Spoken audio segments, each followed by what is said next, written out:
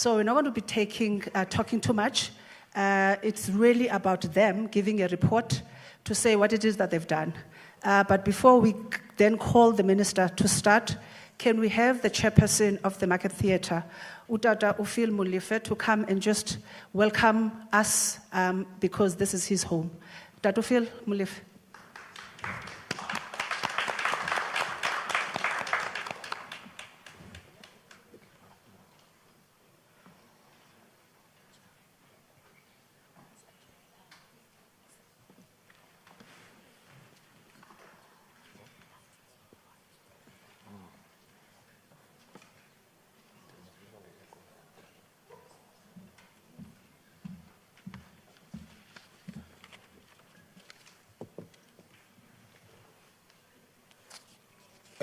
Good morning, Minister of Sport, Arts and Culture,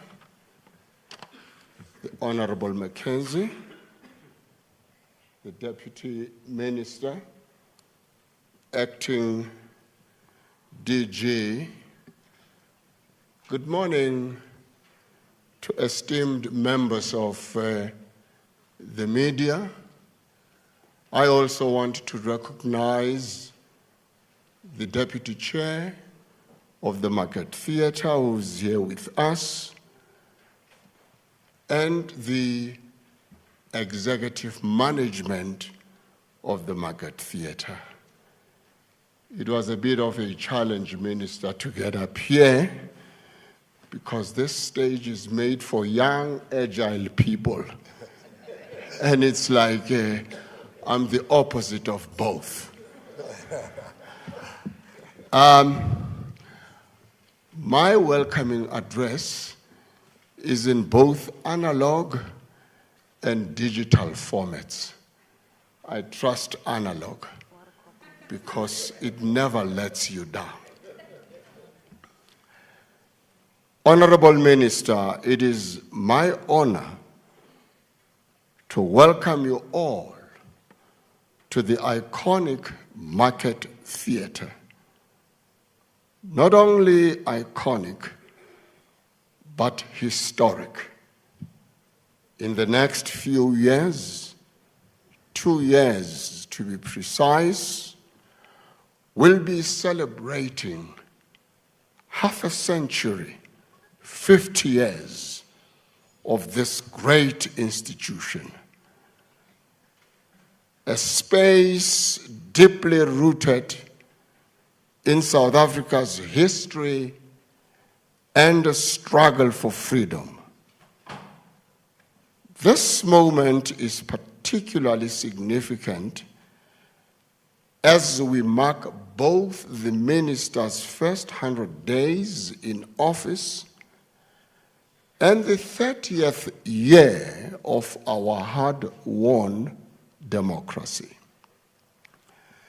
The Market Theatre, once a powerful platform for protest theatre during apartheid, continues to hold space for critical dialogue and expression.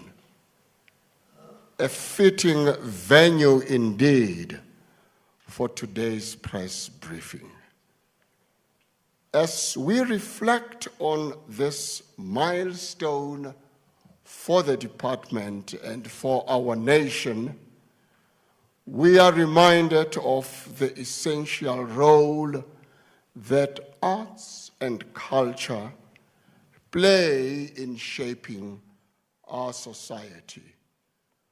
We are proud, Minister, please be assured, to host this event in a space that stands as a testament to resilience, creativity, and the unyielding spirit of South Africans. Thank you all for joining us, and we look forward to hearing from the Minister as he reflects on the road ahead for our sector and our country. Thank you very much indeed. Please enjoy your brief stay at the Market Theatre, particularly those who are sitting in this esteemed production house for the first time. This is the John Kani Theatre. We've got other theatres in this foundation, but welcome you all. Thank you, Minister. I want you to give a hand. Welcome.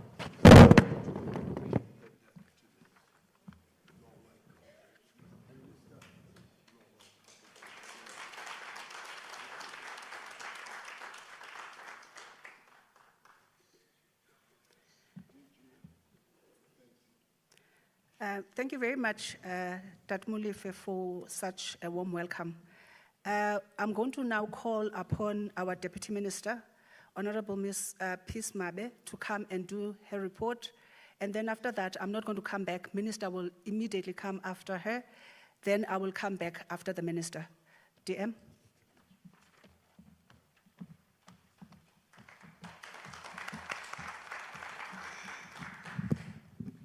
Thank you very much, Program Director, Messi Maza. The Honorable Minister, the Acting DG, extinguished guests, all protocol observed. I've seen quite very important people here. If I were to mention and single them out, it will take long. I must first maybe appreciate the GNU for giving birth to Minister Mckenzie. I think the sports, arts and culture sector was never ready for a person like him. And Minister, you are appreciated. Of course, you're not money and you won't be loved by everyone, but the mood is positive and it's all right. So the people are quite very happy about your leadership. Please keep up the energy. 100 days feels like 5 years already. So we want you to continue for the next 100 years again, come back and give account of what you have done for the sector. I think that will be welcomed. Thank you very much. The 7th democratic election has ushered in a government of national unity, embodying the electorate's call for cooperation, accountability, and unity. Within this framework, the Department of Sports, Arts and Culture, led by Minister Gayton Mckenzie and Deputy Minister Peace Mabe, remains committed to creating an enabling environment where sport, arts, and culture sectors thrive in ensuring inclusivity and transformation across all disciplines. During this time, we have focused on uplifting marginalized communities, addressing gender disparities, and ensuring that the sectors of sports, arts, and culture are accessible to all. These accomplishments are a statement to the power of collaboration and the shared vision we hold for a better future for our nation. On sports, one of my first assignments after assuming office was addressing stakeholders at the Cricket South Africa Diversity, Equity and Inclusion in Indaba, where I articulated the government's stance on transformation as a ministry. We view the transformation challenges in cricket as reflective of those across many of South Africa's sporting codes, specifically the critical issues of ensuring equal access for young people. Addressing these imbalances remains at the heart of our broader strategy to create more inclusive and equitable opportunities in sports. The department's achievements in sports were highlighted by South Africa's successful participation in the 2024 Paris Olympics and Paralympics, where our athletes returned home with 6 Olympic and 6 Paralympic medals. This accomplishment is a testament to the strength and resilience of our sporting community. I played an instrumental role in supporting the athletes, delivering messages of encouragement, and overseeing several key engagements during the Paralympic Games. I was honored to be invited to deliver an address at the South African Sports Confederation and Olympic Committee annual general meeting, where I engaged with key stakeholders on the importance of strengthening collaboration and driving further transformation within the sporting community. These engagements reaffirm our ministry's commitment to ensuring that sport is a unifying force in South Africa's national development. In promoting a healthy lifestyle, I actively participated in various events, including the Nelson Mandela Foundation Walk, the 702 Walk, the Silent Walk, to raise awareness for the deaf community. And now recently, the Big Walk, which aligns with the National Development Plan's goals of promoting physical activity and healthy living. These events not only advance public health, but also foster social cohesion by bringing communities together through sport. A key focus for the department has been addressing gender inequality in sport, particularly ensuring equal pay and resource allocation for female athletes. The department is in the final stages of developing a comprehensive women in sport policy framework, which addresses multiple areas of gender disparity, including participation, leadership, governance, and visibility. This policy aims to empower women and girls by breaking down barriers related to gender, race, disability, and geographical location. It is a comprehensive policy framework covering complex and interrelated issues and realities compared to other countries utilized for benchmarking such as Sweden, Ireland, Canada, and Namibia. With the Department of Sports, Arts and Culture as a policy owner, the roles, responsibilities, and key areas of collaboration to achieve meaningful gender transformation outcomes are captured so as to guide a robust agenda for collective action. I've also taken a hands-on approach to supporting women in boxing, an underrepresented yet highly promising sport code. This effort reflects the department's broader goal to uplifting the girl child and young women in sport by investing in their development and ensuring they have the tools needed to succeed. It must be stressed that the department will be launching renovation projects for community sporting facilities across the country for all participants, men and women, boys and girls. This effort aims to provide equal access to equality sports infrastructure, beginning in Limpopo province, where I will be overseeing the handover of upgraded facilities in Muleji and Lephalale. In the arts sector, I have led efforts to create an enabling environment for artists, particularly those in underserved communities. Underserved communities. The ministry has, over the past 100 days, engaged with key industry and key role players and stakeholders to discuss the challenges facing the creative industries and to identify opportunities for growth. One of the key outcomes of these discussions was the recognition that civic and multipurpose community centers can be transformed into hubs for artistic expression and economic activity. By providing artists with these spaces, the department aims to directly contribute to job creation and economic opportunities within the creative sector. On heritage,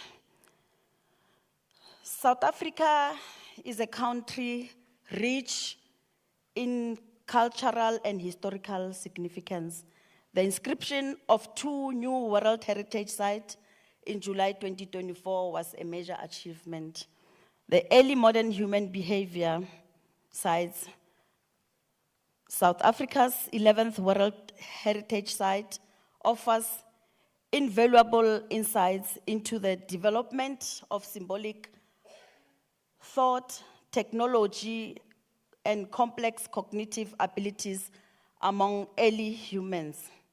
These sites, dating back over 162 years, are not only archaeological treasures, but also a reminder of a shared humanity and ancestral roots. The Nelson Mandela Legacy Sites, inscribed as the Africa's 12th World Heritage Site, these locations commemorate the struggle for freedom and human rights, with a particular focus on the life and contributions of Nelson Mandela. This site is the first to be nominated from the African Liberation Heritage Program, aligning with the African Union's Vision 2063 and reaffirming South Africa's commitment to reconciliation, peace, and human dignity. I believe that I further demonstrated my commitment to preserving South Africa's rich cultural heritage by delivering a keynote address at the Oral History Conference in Ulundi, KwaZulu-Natal, in October. The conference, held under the theme, Forgotten Stories and Marginalized Experiences 30 years later, brought together experts to explore how oral history and digital technology can be harnessed to preserve the country's diverse and often overlooked narratives. In conjunction with this event, I participated in a national symbols and patriotism promotion ceremony at Senzanga Corner High School, reinforcing the importance of cultural pride amongst the youth. On public-private partnerships, as the ministry, we have prioritized fostering public-private partnerships to revitalize critical programs with the department and to create opportunities for greater participation in sports, arts and culture and heritage. A prime example of this was my visit to the Inos Mafokati Equestrian Sports Center in Soweto, where we have explored possible upgrades and partnerships to improve the facility. The center has the potential to open new doors for equestrian sports, which have historically lacked representation in South Africa's sporting landscape. Another key initiative that I spearheaded together with the minister is the revival of school sports. We have been unwavering in our goal to ensuring that every child in school is engaged in sport, the arts, or cultural activities. This holistic approach is vital to the development of well-rounded young South Africans who will go on to contribute to the nation's growth and unity and provide proof that government of national unity is indeed working well for all citizens. On social cohesion and nation building, as part of the department's mission to promote social cohesion and nation building, I have successfully led the Kufa Festival in the Free State, this past weekend. This festival not only celebrated South Africa's cultural diversity, but also contributed to job creation by stimulating local economic activities in areas such as hospitality, small businesses, and cultural tourism. I've also supported several important initiatives that honor South Africa's living legends and promote its rich cultural heritage. This include the Fantuka Af project, where we paid a courtesy visit to Mama Abigail Kubeka and the Nkalankata Road to 25 Years project, which aims to preserve the legacy of music legend Mandoza. Additionally, I participated in the Mpondo Heritage Festival and the Deep Slot Carnival, both of which underscored the importance of celebrating and preserving the country's cultural heritage. On international engagements, I have in the past 100 days represented South Africa at several high-profile international events. At the International Film Week in Moscow, held in August, I delivered a keynote address focusing on the emergence of South Africa's cultural and creative industries as catalysts for job creation, social cohesion, and innovation. During the 2024 Paris Olympics and Paralympics, I led the South African delegation offering messages of support to the athletes and representing the country on an international stage. In Lusaka, Zambia, I was delegated by the minister to oversee the repatriation of the mortal remains of South African freedom fighters, ensuring they were returned with dignity and respect to be honored on home soil. Thank you very much. With that, I want to invite the minister to come and give his accountability for the past 100 days. Thank you very much, Minister.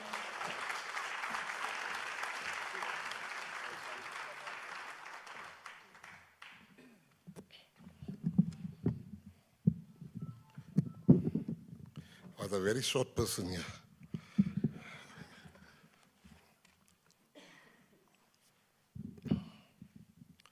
I always tell people that when I became a minister, one of the things I looked the most forward to was to say, all protocol observed. Because I've heard that word in every government function. And today I want to say, all protocol observed, because everybody here is very special and very dear to our hearts. Before I start, I know the media has deadlines and some came here to come and hear, so let me get the uncomfortable out of the way before I go into the good work that we've done. You know, I was in the news for spending money going to Paris. Past 2 days I had to answer being called a joyride. Now, I don't understand when there's a sporting event, I first got very angry because they were comparing me to, they said I removed Mama Joy and I replaced myself with her. So I got angry, but then I realized being a government official, you must be transparent. You have taken on something that you can't get angry when people ask you about the money, because every cent that we are using is belonging to the people. Now, I was annoyed for 10 minutes, but when that realization came, I realized that I must answer, and I'm going to answer very transparently here. And if there's any media person that still feels that I've not adequately answered, please, I will remain behind so that you can go back to the newsroom having all your questions answered. Number one, my first trip as a minister, the first one as a minister, not as a person, as a minister, was to the Olympics. I came a week before the Olympics start. I attended 6 different meetings. I attended a meeting with the Minister of Azerbaijan. I attended a meeting with the African ministers. I've attended a meeting with the Commonwealth ministers. I've attended the opening ceremony. I've also attended a meeting standing in for the Minister of Police, where they had all the police there. So I had 6 meetings I had to attend. Now, before the opening ceremony, the rugby already started, for those that don't know. So I went to go and watch the 7th rugby. Then when the Olympics started, I sat in the rain so that our athletes also can have somebody screaming for them there. And then I realized, because I was so excited for this new job I have, I want to learn, I'm going to come back. I'm probably the only minister in the world of sport that was not at the Olympics. Now, where do you get the joyriding from? So I want to make it very clear. I came back, not because I was forced to come back. There was nothing wrong me being there. Now he's going to sporting events. That's my job. Do you want me to go look at cabbages and the agriculture? That is the job of Mr. John Steenhuisen, to look at the farms. You can't, that's my job, to go to sporting events. Yeah.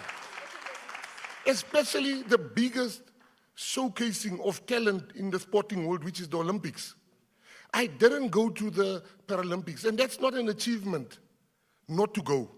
And I'm still going to go to all the sporting events, because that's government. Now you want to portray me as a person that's taking a joyride. That thing you can do with other ministers. You've chosen the wrong one. Because I'm flying first class all the time with my own money. And now I must fly business class. So it's not an upgrade for me, it's a downgrade.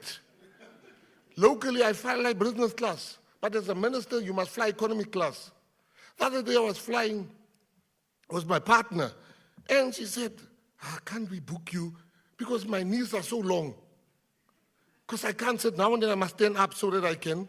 But that's what the ministerial handbook demands of me.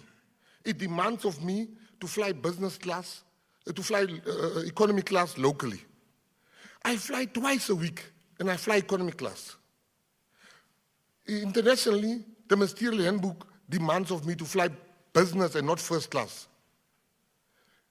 I'm mentioning this so that people can know I've not done anything outside the ministerial handbook. I got there, I saw them saying, Mr. Mckenzie, welcome, welcome, jump in the car. Now it's being acted like I'm sitting behind the computer and go to the different airlines, which things, there are people that are hired for those. Now, if you want to play politics, it's fine, but don't play politics only with me.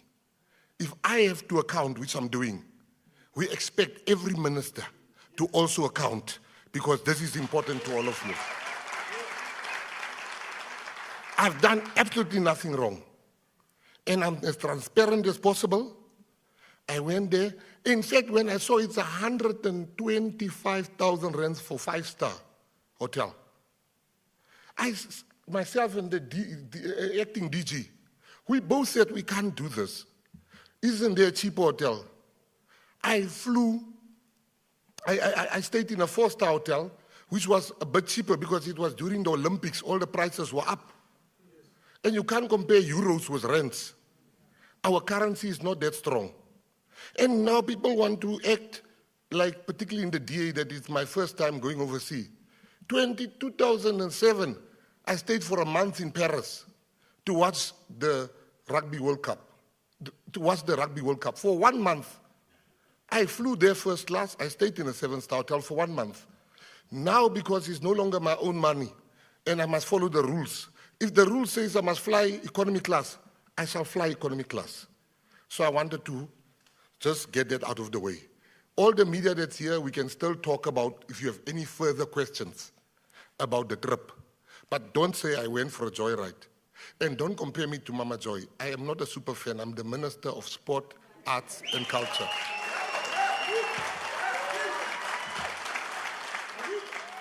The second issue, which is also in the media at the moment, I just want to get those two out of the way, and then I come to the work I've done.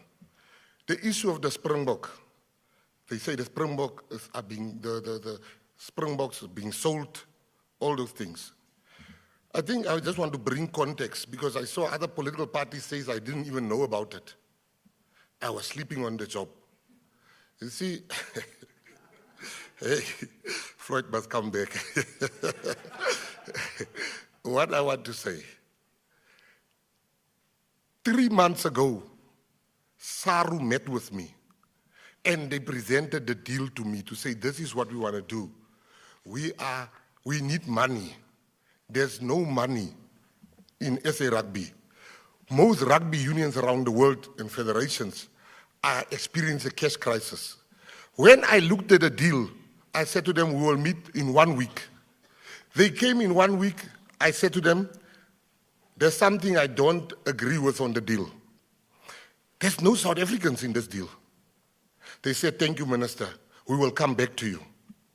They then came back and they said, Minister, we have included South Africans now in the deal. The law of FIFA and the International Rugby Federations, you can't interfere in soccer and in rugby. You can do it on a certain level. So I can only urge, but I can't truly, fully instruct, because that might be deemed as interference, and then you get banned. So what they did, they came back, they said they've got South African partners now. I said, all right, if that's the case, it's good. Then we got complaints, my office got complaints from the rugby union presidents. So they were supposed to vote today. I then said, stop that meeting, let us meet again, so everybody can be happy with the deal. So that's where we are with the deal. I didn't see this deal the other day when some political party was giving a statement. I've been working, I've even met the Eckerley company, the company that's buying. I've met the owners, the brothers of that company, the owners. I've met them. I've engaged with them so that I can make sure that South African Springbok rights are not being sold for a song. So I hope I've made that one clear. Enough about that. Let me go to the work that I've done.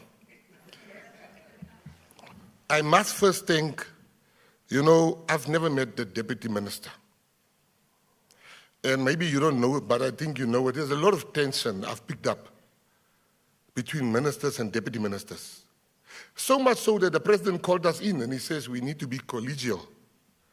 We need to be collegial with our deputy ministers. And when I met her for the first time, I tried to Google her, but I didn't see much about her on Google. But when she walked into our first meeting, I knew I'll be fine. When she said, "Awe massacres." And I want to say to the deputy minister, thank you so much for who you are to this country, who you are to me. We work truly nicely together. And we have our things we differ on a lot, because she's a very strong woman. And she doesn't let me always get my way. And she would say, no, but I disagree. And for that, I want to say I've also learned so much from her. And I can tell you, without a doubt, in the GNU, I have the best deputy ministers of all the ministers in the GNU.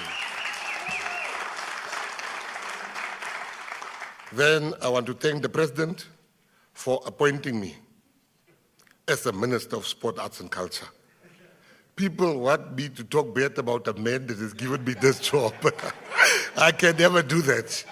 21 years ago, we went looking for a job. I think we got there and they said, no, they can't give me a job. I mean to work at the back of a truck. They didn't want to give me the job because they said I come from jail. And the manager there said, no, you can't get a job, you come from jail. But the man that saw past my past and say, come here, I will give you this job. I must now fight that man. I am not mad in my head. I am not fighting. I will never fight the president. I will disagree with him, but I'm not here. I love the GNU. The Patriotic Alliance members are very happy with my inclusion in the GNU. How can I listen to other parties? All right, let me start with the work. The first thing and the most proudest thing I've done since becoming a minister and being part of was when we, together with the Department of Defense and Military Veterans, together with the office staff, You know, I am so fortunate that I've inherited the best stuff you can get. You know, usually you'll just hear people talk a lot of stuff about people, but these people working at DSEC, I can tell you without a doubt, I don't even want to change one of them because they are diligent, they are so happy, I allow them to do their work, and we are working very nicely together. These people is the reason why I've done my proudest thing, which is number one, we have brought back the remains of our heroes. Duma Nokwe, Bezel February, Nemamu Posho, Tot Machikitsa, and all of them. They were in exile and they died in exile and they were buried in exile. We managed as a team, not as Mckenzie or as Mabe, as a team, interdepartmental. My team, I must say, worked day and night, flew between Zambia. You know, Mr. Ndima and them, they worked to get that. So I want to say that's the first thing and the most proudest thing I've been involved in. The first crisis I got was when we started, which I'm going to talk about later, when we started talking to UFC and F1 and motorsport, FIA, we started just engagements. I got a media inquiry. That was my first crisis, was that Mr. Mckenzie, 12 countries are stuck for the FIBA basketball tournament in South Africa. The Under-18 African Basketball Championship is in South Africa, and we are now being told it's being cancelled.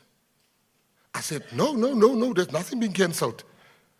I went back, I called SASCO, I called the Basketball Association, I called everybody to an urgent meeting within an hour after that call. And what I heard in that meeting was the worst news. They applied to host this tournament in South Africa. They didn't have sponsors, they didn't pay the venue, they didn't pay the hotel, didn't pay for the buses, they paid for nothing. When I asked them, what you going to do? They're like, nothing. We must cancel. I said, excuse me, nothing. It can't be. This will be on South Africa's record. I called the team, I called the ADG, I called the whole team. We then made sure, I called the president of FIBA in Mozambique, myself. Luckily, I have met him at the Olympics. And he said something I'll never forget. He was very angry when I called him, but he cooled off. He says, no, I said, please give us a last chance, we'll fix it. He says, I believe you because you're a good man. I said, why do you say I'm a good man? He says, you walked into the room, you walked past a lot of people, but you came straight to me in Paris and you greeted me. What he didn't know was everybody was speaking French.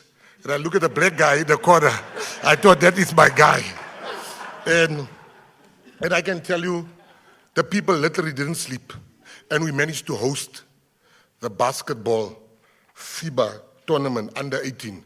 And we saved South Africa from headlines. That was my first crisis.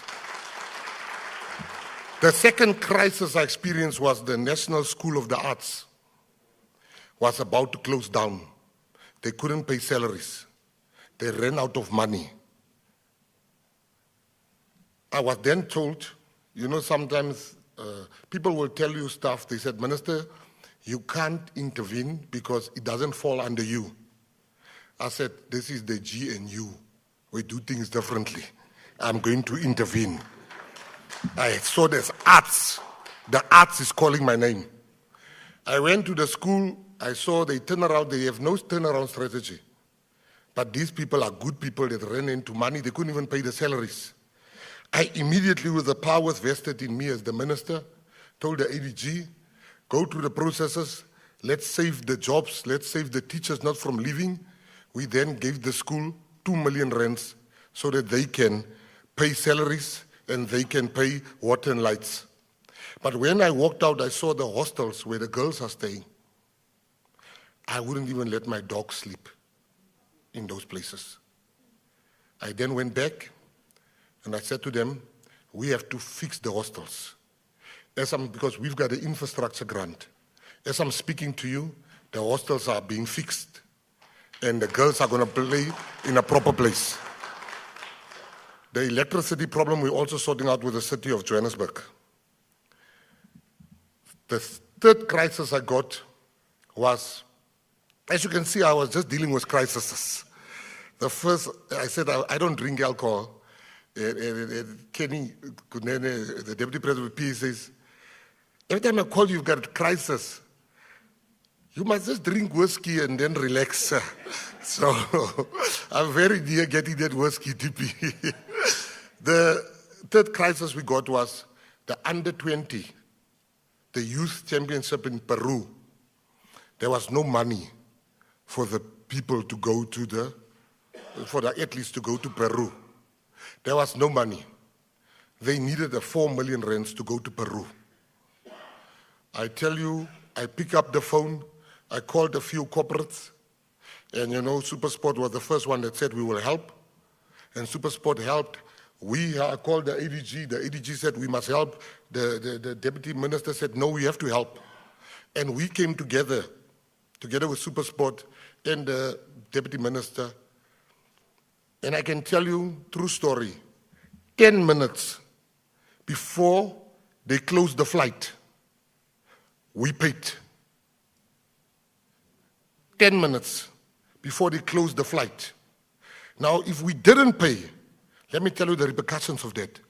None of them would have gone to Peru. Today, the whole world knows we have the fastest under 20 100-meter athlete, the fastest under 20 200-meter athlete. We got gold medals, we got different medals, all because of the intervention of myself and the deputy minister. So, you know, the president will always speak about job creation. I was told at the office that some people said, Minister, we just come to say bye-bye because next week our contract is finishing. I said, bye-bye, where are you going?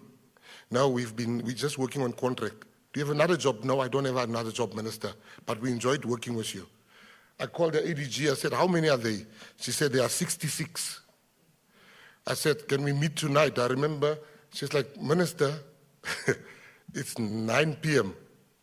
I said, yeah, let's meet at 11 p.m. at the office. She said, I'm going to enjoy making this call to the senior management. And when I got there, 11 o'clock, they were there. We sat from 11 until 2 a.m. trying to redirect and reprioritize funds so we can save the job of 66 people, because that's the priority of the GNU. I can stand before you today and say that we have managed to save a year until we get them permanent, but they've got a job until March 2025, but before March 2025, we shall meet again at 11 o'clock to make a plan. So you can't create jobs if you can't save jobs.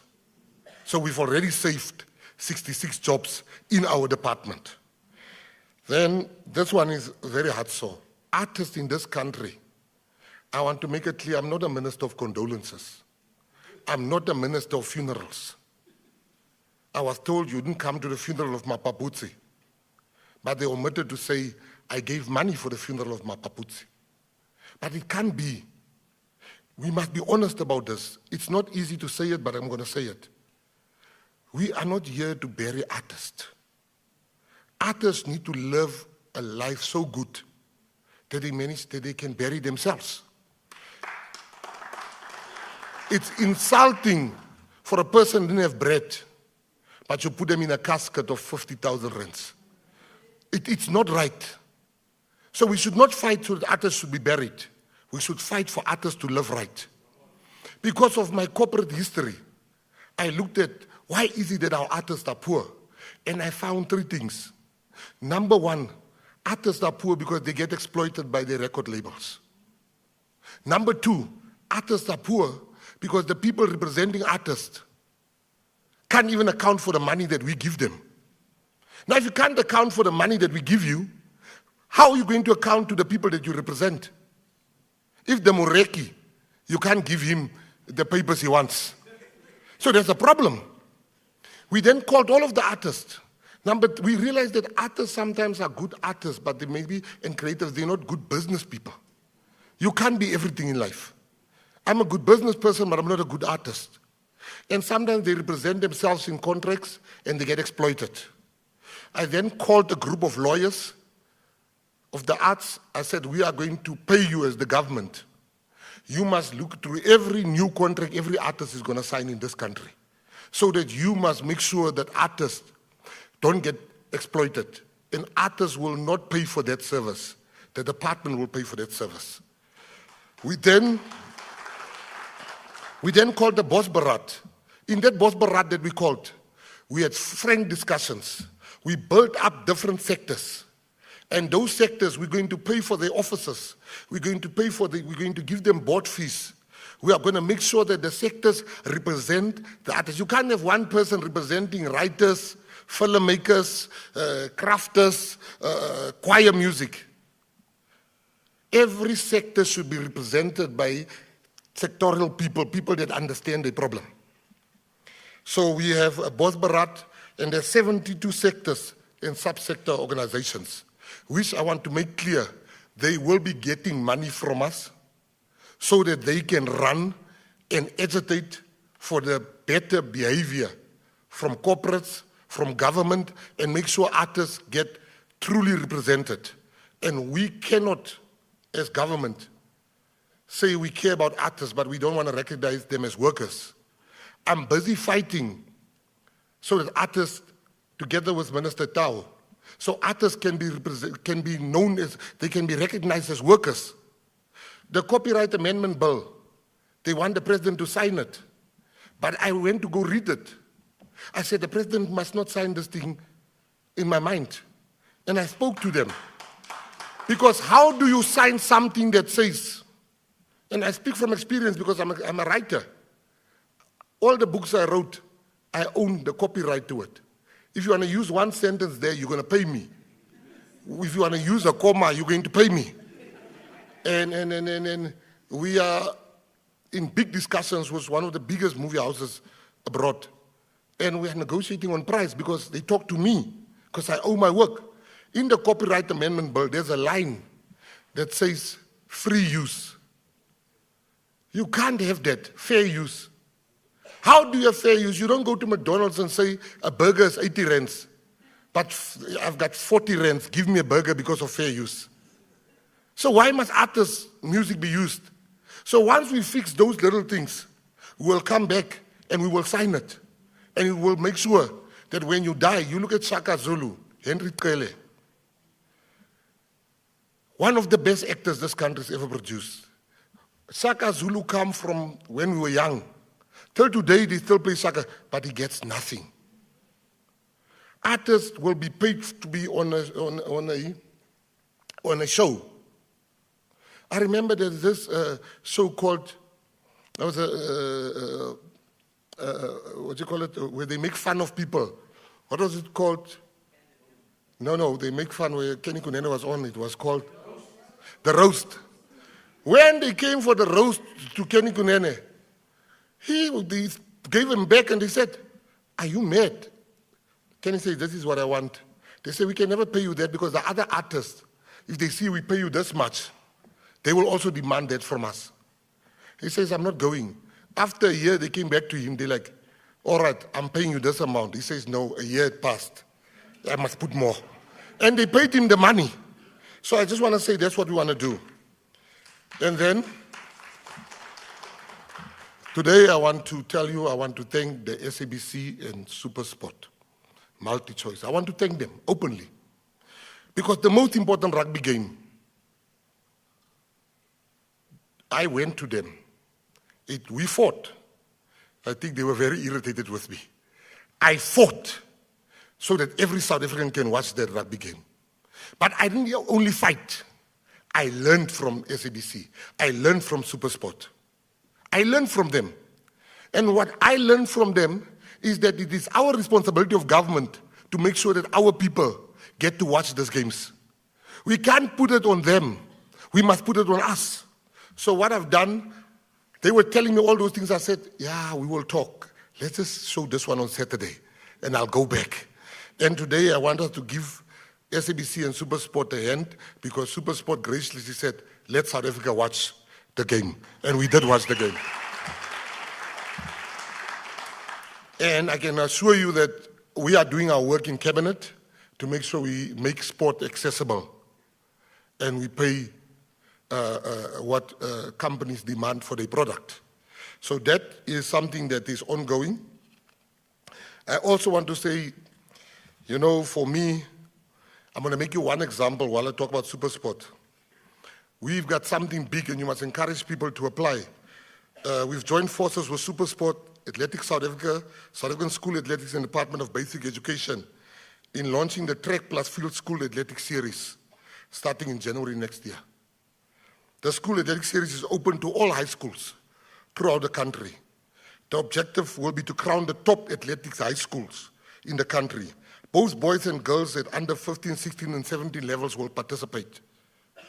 We want to go and find our athletes. And we have now joined forces with a corporate company that will help us. So the children must now get re-enter sports. And it's not just talk. We have signed an agreement with the Department of Basic Education. Sport, arts, and culture must get back to our school. Most of us here that's over the age of 40. Don't need to put up your hand. Most of us here, you have had school sport. I was a top athlete myself, believe it or not. And I was discovered at the school. So we've got the DSTV School Netball Challenge. We've got all these exciting things to get our children away from the street. I always say a kid in sport is a kid out of court. That is our motto. You know, that's going to be the Let's Play Centers of Excellence. We are back. We're going to change the face of sport in this country. But we want to start with the children. That's why we have the MOU. In our department, we've put together 69 million, which is going to buy equipment for rural school children, for poor schools. It can't be that it's only the private schools that has all the sporting equipment. None of the black people sitting here, or the colored people, or the Indian people for that matter, had pole vaulting at his school. None of you. But pole vaulting is an Olympic sport. There's a new Olympic sport called wall climbing. I see the private schools now have wall climbing. Our children in the less fortunate schools don't have that. It's my job as the Minister of Sport not to complain, but to make sure, I make sure that what is in the private schools is in the schools of our children that is not so privileged. And we should not bemoan the fact that the private schools have it. We must learn from them. And we must emulate what they are doing. So much in South Africa, people like to criticize people that they should learn from. As the minister, Walaza got a silver medal at Olympics. He got 2 gold medals because Kuro was looking after his career.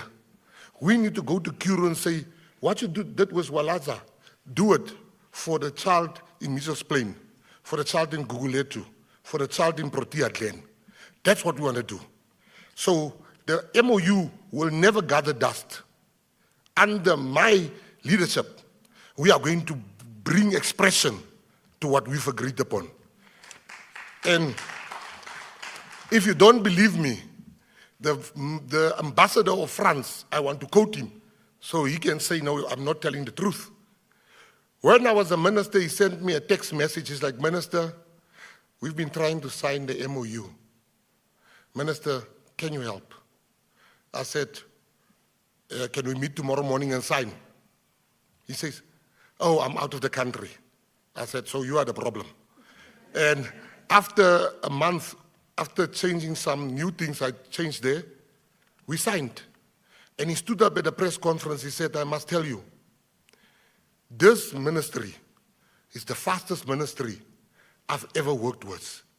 These are action men. I said, they didn't hear you. Repeat that again.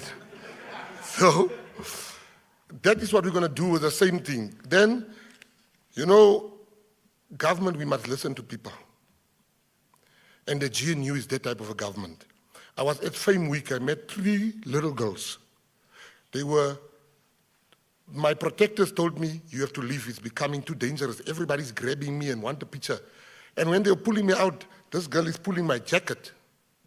And I'm like thinking, I'm not going to leave you. I said, how can I help you? She's like, 30 seconds. And I said, let him come, let him come. The 3 ladies came. They spoke, all 3 of them spoke at one time.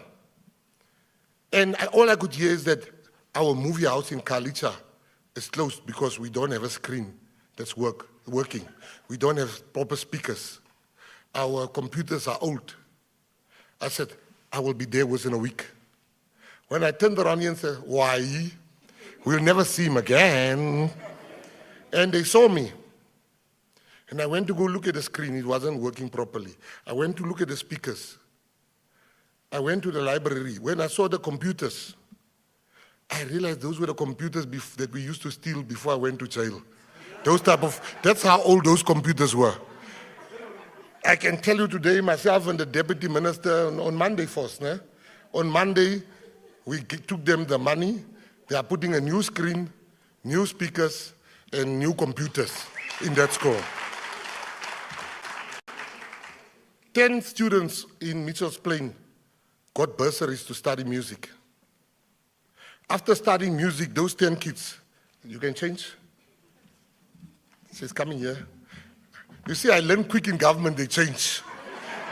I never knew that on TV. So I'm thinking these people, the esteemed people, when they go to the gym, they must do this training because the whole time. So,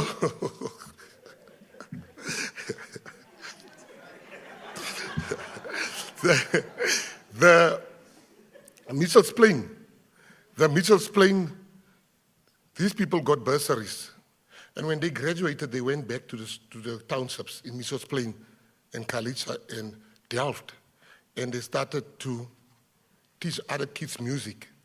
They will go from from flats to flats to flats to flats to flats, getting people music, teaching people how to play music.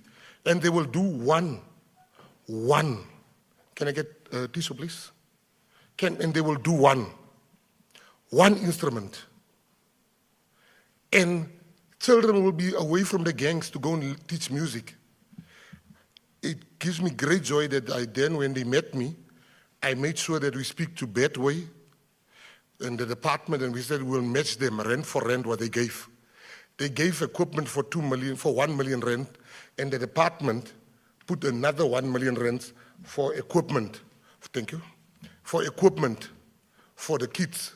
Now they can teach 400 students and keep them away from crime so they can teach music.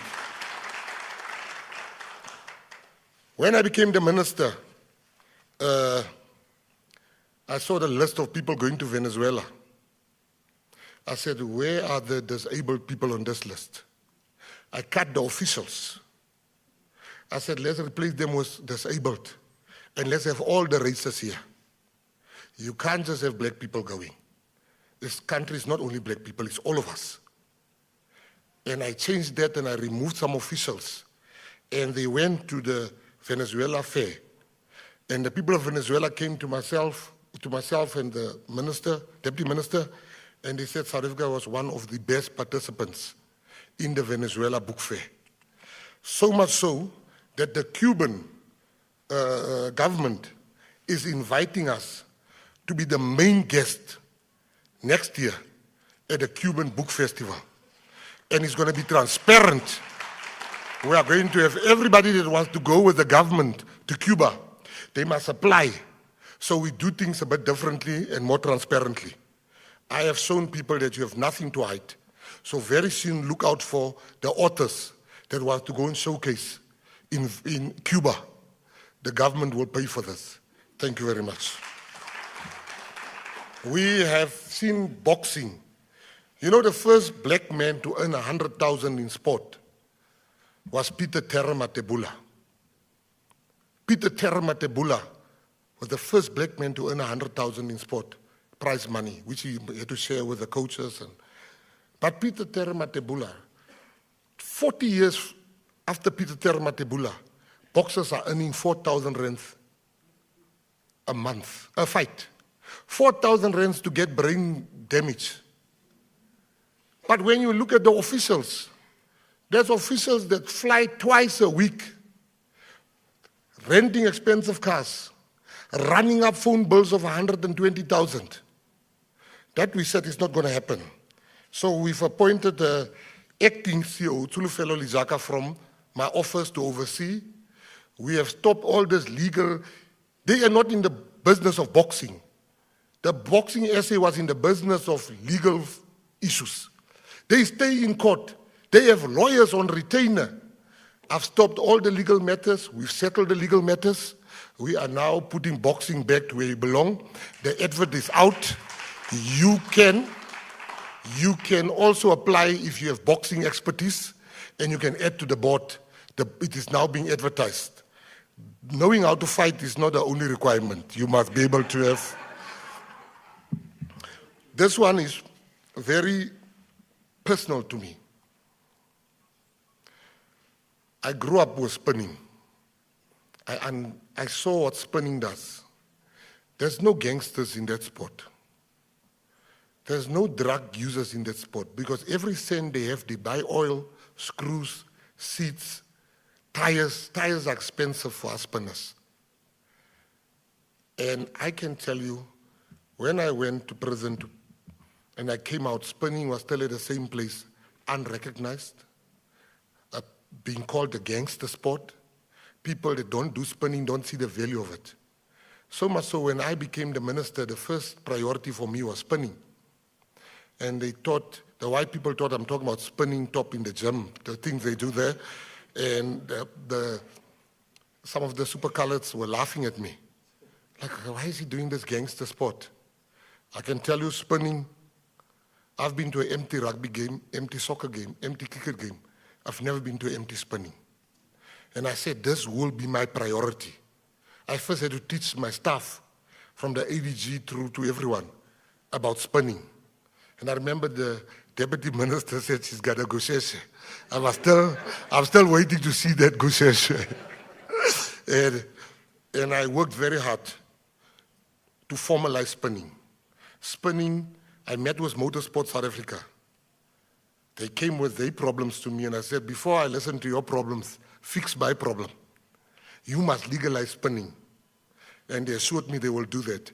I went to meet with the president of the FIA, the highest decision-making person when it comes to anything with an engine, from F1 to GP to spinning, everything. He didn't even know what spinning was. He asked me send me 2 or 3 videos. I sent him 35 videos. I think he might have blocked me after that. And I'm very proud today to say spinning is going professional. Spinners will get a salary. And the federation is even now getting sponsorship. They are going to buy cars for the children that parents can't afford, the gusheshes. So DM, you better come clean very quickly. If you have a gusheshe, if you don't, you must also apply for a vehicle to spin there. And I want to thank Cell C, which became the first headline sponsor for spinning, and Kappa, which will now make sure that they are fully kitted in Kappa. So they'll treat them like they treated the Kaizer Chiefs, that team that I'm accused of supporting, which I don't. And then we had the DSTV Delicious Festival. I didn't even know what that was, but I went because the food was very delicious there. The DSTV Delicious Festival, where we honored the Miriam Makebas, the Brenda Fassis, the Hugh Masikelas, and we are forming a partnership with DSTV for the Delicious Festival. So those are the things that we've been busy with. And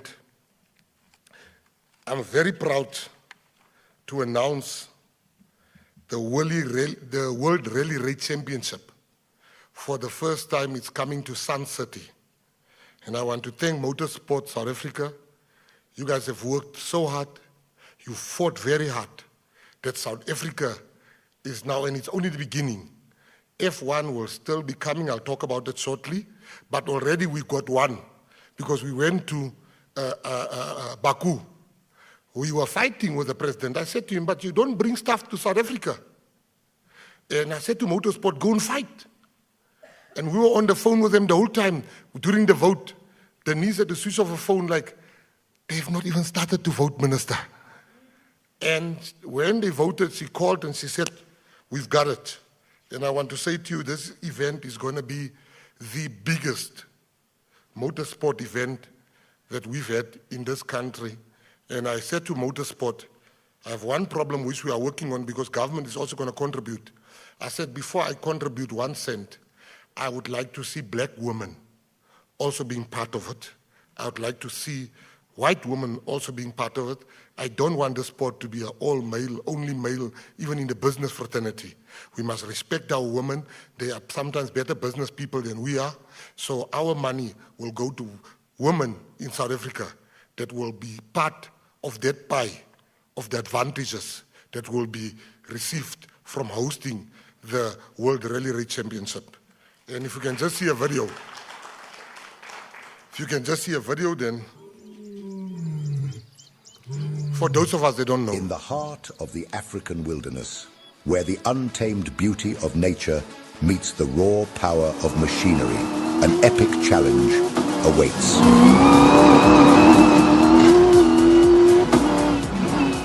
The South African Safari Rally, May 2025. For the first time, the prestigious World Rally Raid Championship comes to Southern Africa. From the iconic Sun City Resort, teams will take on a journey like no other. 5 stages, over 5 days of pure adrenaline. Starting on the 18th of May and finishing on the 24th of May. It begins with a prologue in the shadow of Sun City. Then dives deep into the wild, where nature itself becomes the ultimate challenge. The teams will battle through the stunning yet unforgiving landscapes of South Africa's Limpopo and Northwest provinces. Varied terrain ranging from open bushveld to river crossings and mountain ranges will test man and machine to their limits. The race will reach its climax on the 24th of May with a high adrenaline power stage designed for the ultimate display of skill and tenacity. This is not just a race, it's an adventure across one of the world's most awe-inspiring landscapes, with Africa's majestic Big Five as spectators and its rugged terrain as the ultimate test. This is the 2025 World Rally Raid Championship. This is Africa. Now, those are the nice things we are bringing to South Africa. South Africa is going to have nice things, and I want to jump to UFC. Don't follow the media that has not spoken to me. Follow the ones that are here today because they know from the horse's mouth what is happening. Not the ones that get B information. UFC. End of this month, we are meeting with Dana White. You know, when I saw that ground transport, it was very steep. I said to the person in the department, I said, you better get an international license because we'll have to take Ubers when we get to Abu Dhabi this month. We are going to meet with UFC to make sure that Driekus' fight come to South Africa. Just as we met with the FIA and Motorsport to make sure this is coming, it is here. So the UFC, we are meeting. So there's no thing to say it is not coming. We are going to negotiate. We've been talking to them for 3 months. They've been asking us 1 million questions. They've asked SuperSport 1 million questions. And we are going to make sure that Driekus du Plessis, our champion, must fight here at home. And I will come back, hopefully with good news. And hopefully also not being asked so many questions about my trip to Abu Dhabi. Then, the F1. This is how far we are with the F1. South Africa has been to the altar twice and didn't get married. They go to F1, we want to host it. F1 is listening to them, then it falls flat. Because politicians, billionaires in this country, they started fighting, and I then became the minister. So I told the billionaires, back off. You are not the only billionaires in the world. I told the politicians, back off. I am the Minister of Sport, let me talk, was F1. I met the leadership of F1. I met the president of the FIA. I told them we would like to host the F1. They said they need certain letters within the next 30 days.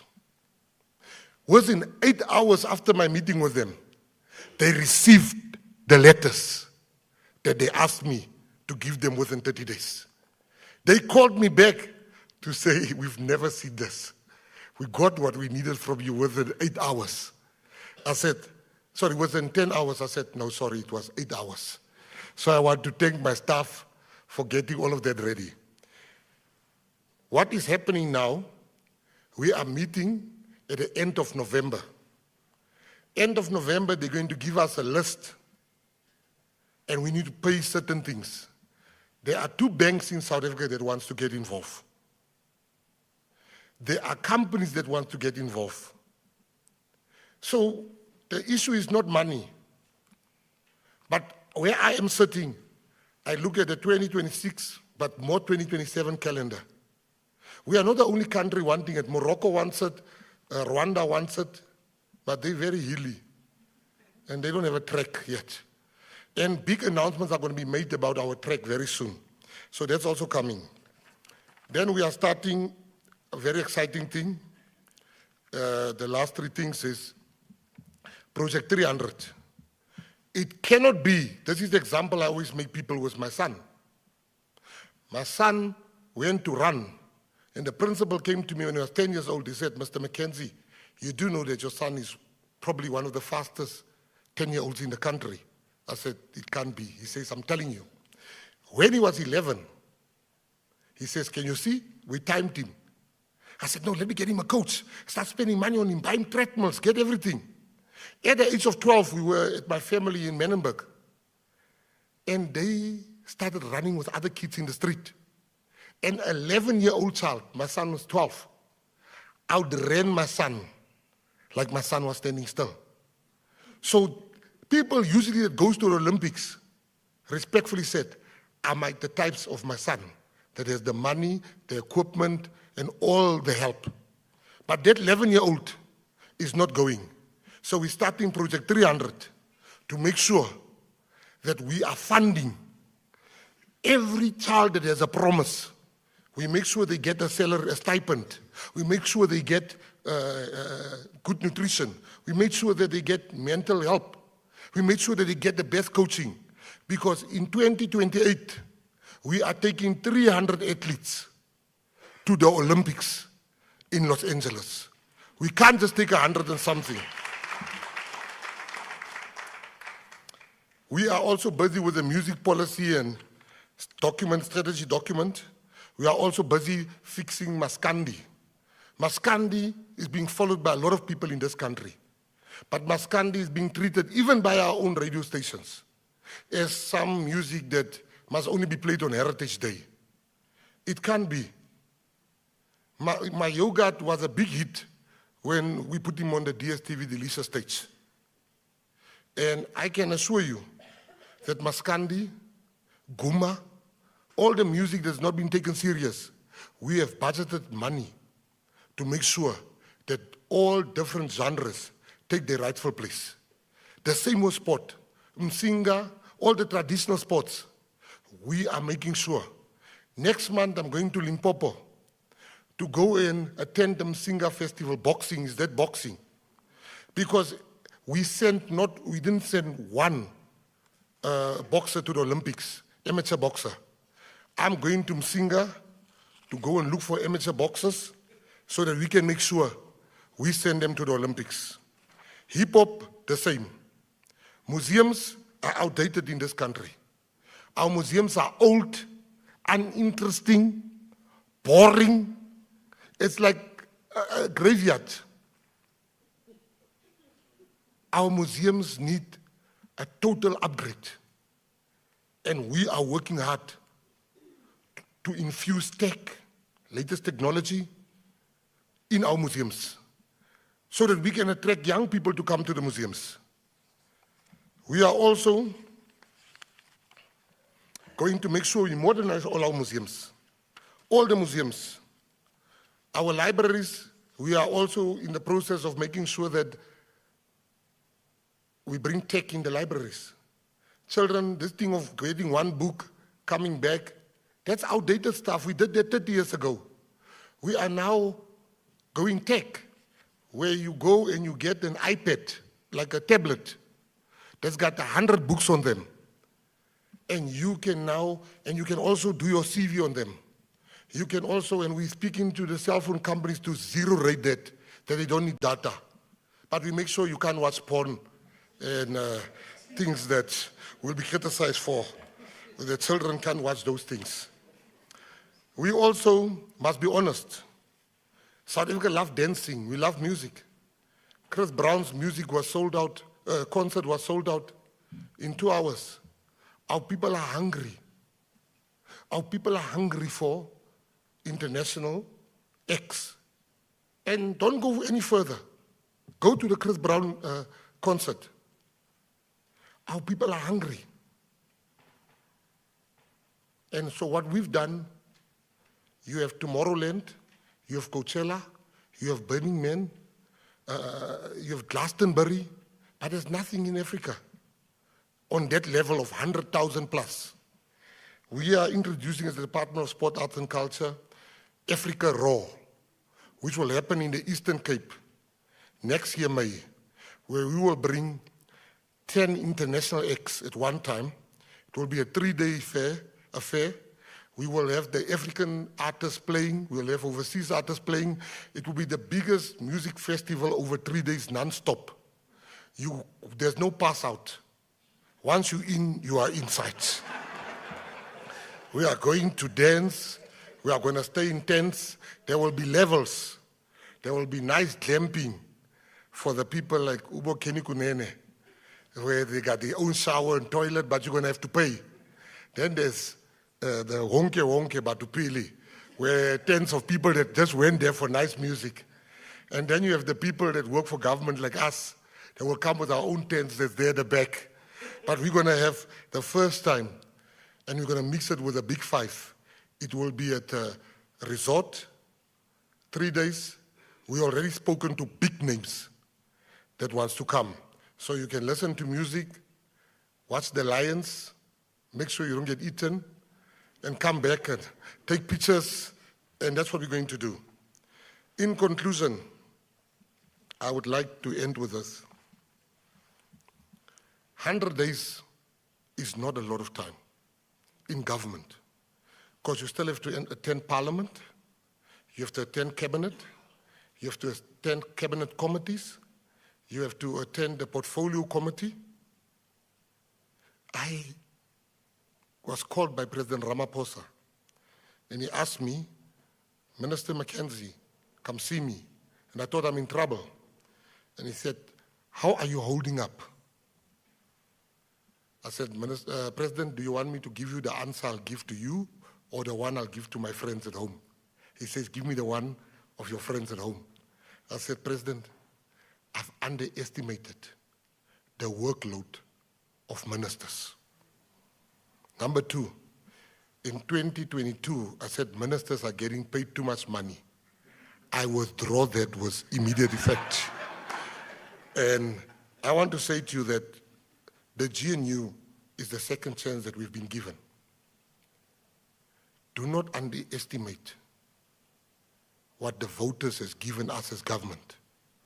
We work very nicely together.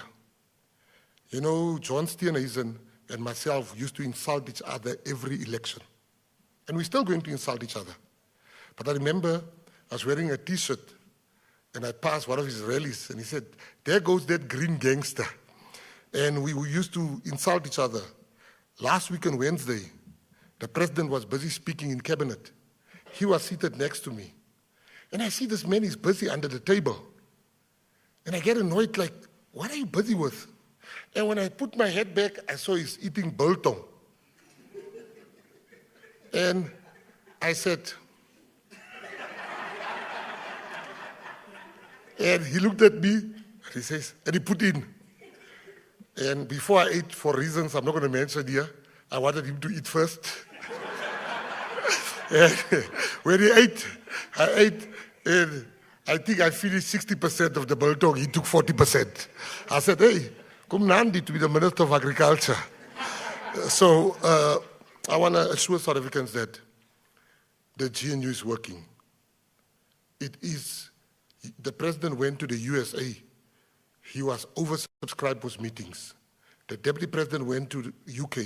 He was oversubscribed with meetings. And to everybody that's here, we are going to make sure that South Africa becomes one of the best countries again, and we take our rightful place in. And the ones that say the GNU is not working, they are already divorced and fighting, while we are still intact. We are going to build, and I want to thank my deputy minister, I want to thank the president for finding me worthy, and this is what I've managed to do in 30 days, in 100 days. And watch our next year. We are in fire. Thank you for coming. May God bless you.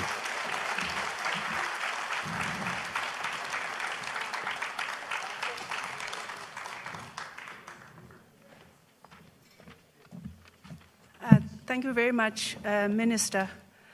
I think your 100 days does feel like 30 days with the energy that you have. Without wasting any time, Minister did mention that he went to him and the Deputy Minister went to the National School of the Arts, and they saved the school. We have 2 kids from the National School of the Arts that are going to give us an entertainment, whilst Minister and DM are catching their breath before we then go to the Q&A for the media. Can we have the School of the Arts kids?